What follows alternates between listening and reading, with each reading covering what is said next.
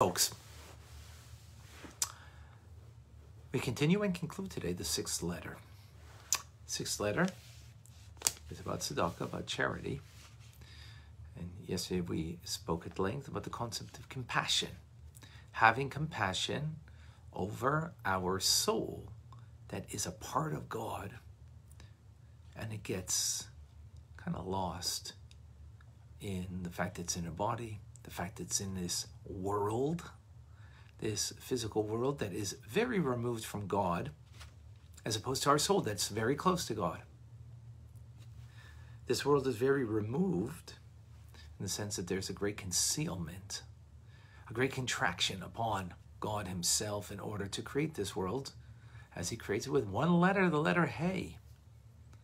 Or at least it's sourced in one letter, the letter He. So therefore, we should have compassion over our soul. Now, I'm going to take this concept further. The Alter Rebbe explains today, there are two types of awe of God and love of God. The lower type, it's not low, it's just lower. Lower in the sense that it's a love and awe that I can produce. What can I produce? What can I do? Well, I can use my mind.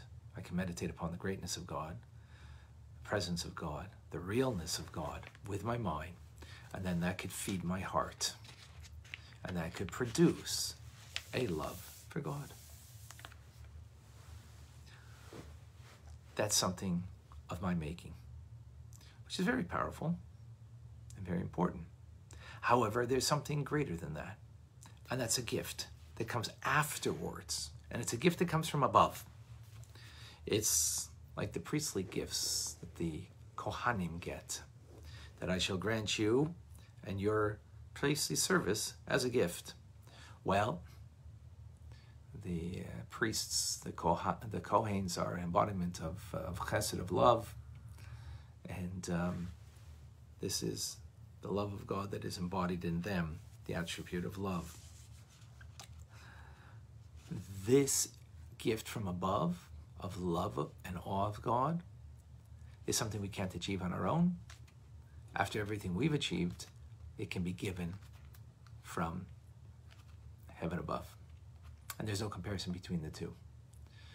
The Alter Rebbe here doesn't go into details explaining, but elsewhere, he explains that that's called a love of delight, avarabba, a magnanimous love. To delight in God, not because of what he does for us, just for who God is. Which is a difficult thing in human relations, by the way. Usually we love a person for what they do for us. Not for who they are, period. That's a difficult thing to achieve.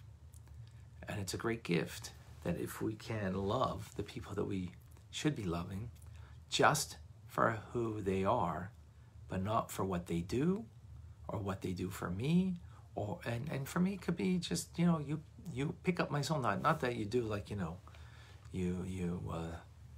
bought me lunch, right? Not that, just that you are so wise, you are so full of life, and just being around you picks me up. Well, and I love you for that. I love you for that. I don't love you. I don't delight in you. I delight in what I've gained from you, and it can be great, spiritual, wonderful things, and that's great. That we should appreciate people that way. Absolutely. That's the human kind of love. That with our minds we understand and we appreciate, and therefore brings to our heart. We're capable of that. But this is a gift from above that comes afterwards, that is delighting in God, a magnanimous love. And this is why this latter kind of form of love and awe of God are called truth. The seal of God is truth. And God is truth. In relation to him, there is no truth. Everything is considered nothing, of no significance. He's the only reality and the only truth. right? So, okay, God's the only truth, and it's a gift from him. So how do we get this truth? The truthful love and awe of God. So the Alter Rebbe explains that the way we can get that is actually by arousing compassion. Having a great compassion that in the eyes of God. And how's that? Because we have compassion over that part of God within us, our soul. That spark of God that's within us, we have compassion that arouses compassion from above. And as we learned previously, this is the attribute of Jacob, who Jacob is truth and compassion. Now, why is compassion truth? Truth, compassion? Because truth, as in Hebrew, the word emes is aleph mem taf. The Alter Rebbe doesn't say this here, but I'm adding something to give a deeper understanding. Aleph is the first letter of the alphabet, taf is the last letter, and mem is the middle letter. Truth is something from beginning, middle to end. It doesn't change. It bolts through everything. That is true. That is truth. It doesn't change. I can tell in the world we live in today how untrue it is, the envelope is always being pushed, and the cultural norms are always changing. Why? Because there's no truth to them. Because truth doesn't change. What that means and how to apply that we're not going to get off on that right now, but that's an important point. And ultimately, God is the bearer of that truth, and that truth is expressed in human condition through compassion. Why? Because compassion is taking chesed and gvura, kindness and love, and fear and awe and refrain, and combining the two together. Kindness means, for example, it's my birthday, and because I'm feeling so kind and loving today, drinks are on me. The person says when he goes out, the drinks are on me. Whether you deserve or don't deserve, whether you're my good friend, not good friend, whatever, it's all about my feeling. Not taking into consideration the other, my love, right? I'm just in a loving mood. That's chesed. Indiscriminate giving. Gvura, refrain, awe, is discriminating. Because you sense the other. You sense the other, and you're judging. There's a judgment made, right? In that the person's deserving or not deserving. That's refrain. Gvura means strength. Strength of character means holding back.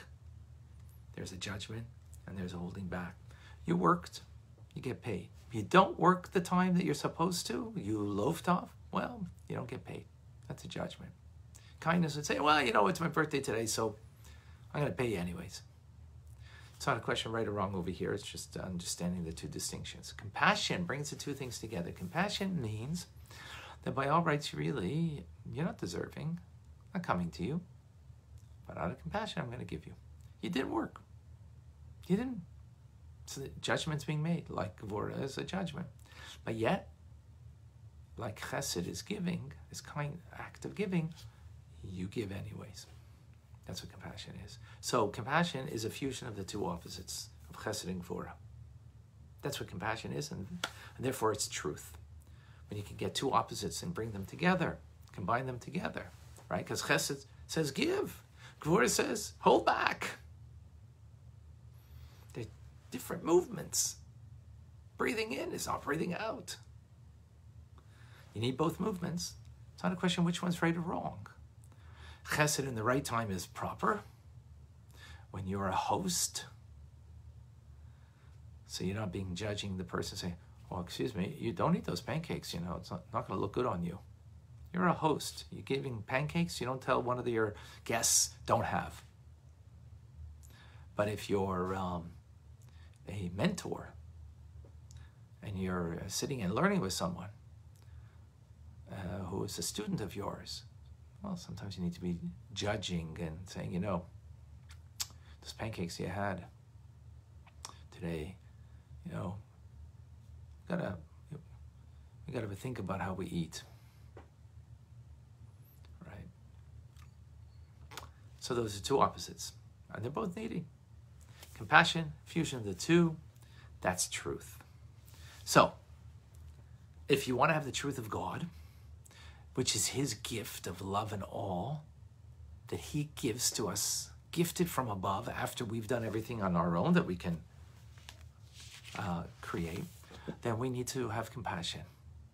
Compassion of that part of God within me. But even that compassion is not sufficient, because compassion also has to be done in truth. Just to have a feeling of compassion, but not to act upon the compassion, is not sufficient. So how are you going to act upon the compassion that you're sensing for your soul, that your soul is a part of God, and it is in a body that has an agenda that's not unto God? It's in a world that it's natural, the natural state of the world is not to be connected to God. And that's what we're having compassion on. Now I need to express that compassion. How am I expressing that compassion? So the solution is to practice the attribute of compassion, which would be through charity. Tzedakah. Why is tzedakah an act of compassion? Is because compassion means you're giving to someone who has nothing, who doesn't have of their own. And through that, you're reviving their spirits. They don't have of their own. And it could be as a judgment. They don't have. They're not deserving. Not that we're here to make that judgment. I shouldn't say that way. It's wrong. But they don't have. That's the fact. And out of compassion, you are giving. You're to revive the spirit. So this is what we do. We see someone who is in need, and out of compassion, we are there to revive their spirit by the act of giving. That's an act of compassion. That arouses God's great compassion, which is his seal of truth. And that compassion then will illuminate us with the truth of God in this world, with his light of a love and awe of him that is magnanimous, that is beyond what the human condition and what we can achieve on our own. As I mentioned before. Powerful idea.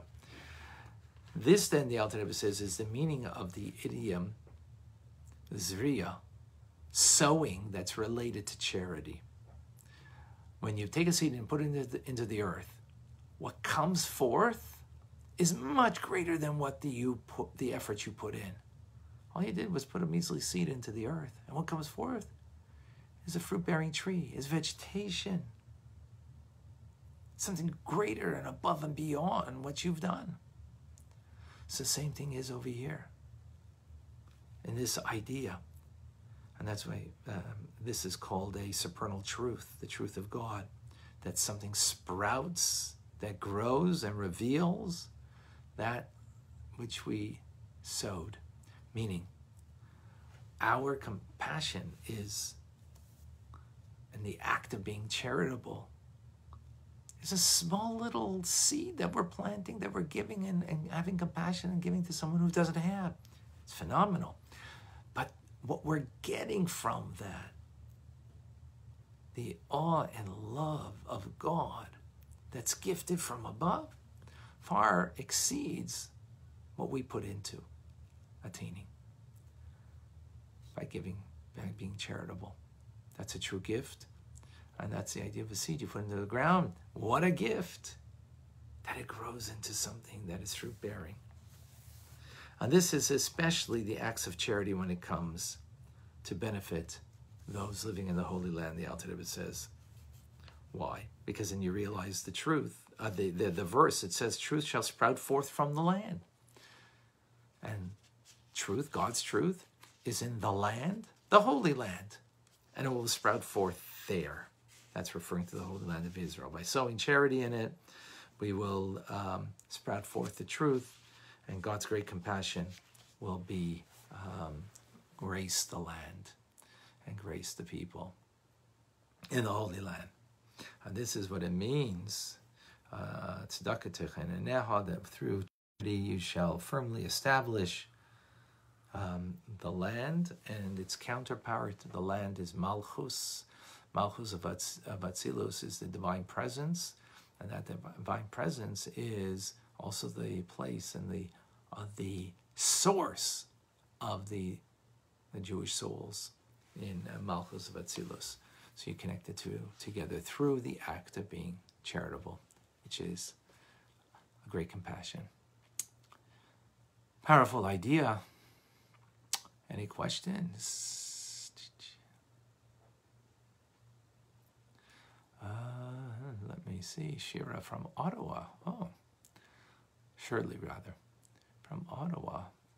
Fellow Canadian, thank you for joining. From South Africa, Moa. I'm sure I got that wrong. The pronunciation, my apologies. Joanne from Sylvania.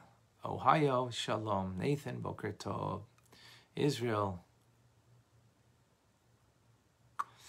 asking a good question. Where does the idea come that the priests, the Kohanim, represent love?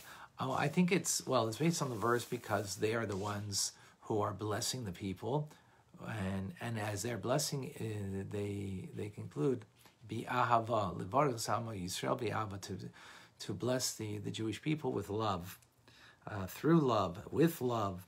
So they are the attribute of love.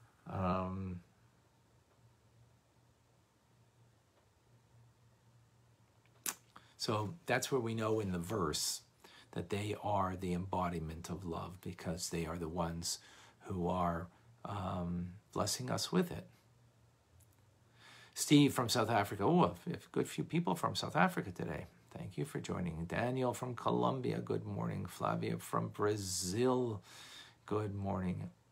Fion from Atlanta, Georgia, good morning. I don't know if I got that correct, pronouncing.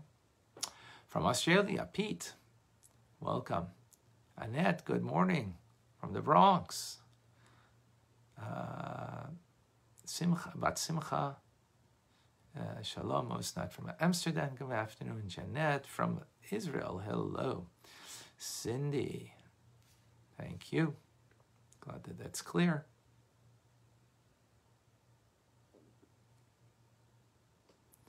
Thank you, Bat Simcha. Yehudit, thank you. Ita, Janet Shvili. God has a plan for all of us while giving each of us a seed. We just wait for it to bloom and turn into something beautiful. Absolutely. Correct, Jeanette. And here, through the act of charity, we are blossoming into something much greater than we would get without that, the gift that we get from above.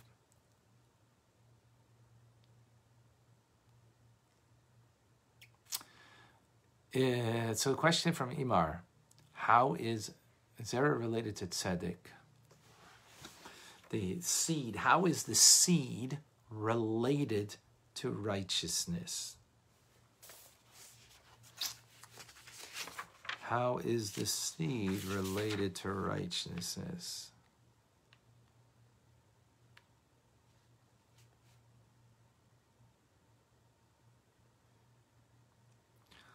Matzmiach. Sorry, 1 second. The verse says that we have an everyday in our prayer. In our prayers, we say every day in the morning before the Shema. We